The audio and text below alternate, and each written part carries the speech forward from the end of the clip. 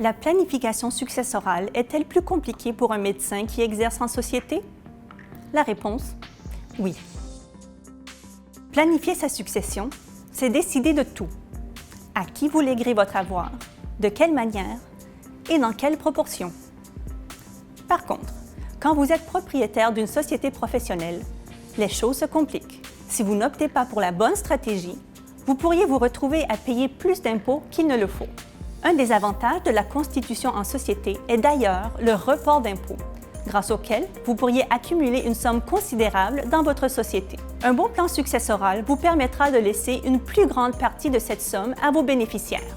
Comme médecin exerçant en société, il est essentiel que vous fassiez appel à un liquidateur professionnel, car si votre succession n'est pas gérée correctement, vous pourriez payer trop d'impôts sur la valeur de votre société. D'entrée de jeu, sachez qu'à votre décès, le fisc traitera tous vos biens en immobilisation comme si vous les aviez vendus avant de mourir. Si, entre-temps, votre société a pris de la valeur, ce gain en capital sera imposable. Ensuite, si votre société est liquidée, votre liquidateur en vendra les actifs, dont la valeur se sera appréciée, et distribuera le produit de la vente à votre succession. Ce montant sera lui aussi imposé.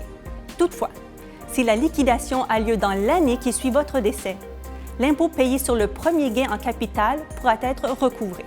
Il est donc essentiel de bien planifier sa succession pour éviter une double imposition. L'assurance vie souscrite par la société est fréquemment utilisée comme outil de planification successorale. Cela dit, bon nombre de médecins exerçant en société contractent ce genre de police bien avant de commencer à penser à leur succession. Prendre une assurance vie permanente pour votre société n'est pas l'unique geste que vous pouvez poser dès aujourd'hui pour protéger votre succession. Par exemple, si votre société vous verse un salaire, vous pourriez le déposer dans un CELI. À votre décès, le solde du CELI serait alors transféré en franchise d'impôt à vos bénéficiaires. Vous pourriez aussi vouloir laisser une partie de votre succession à un organisme de bienfaisance.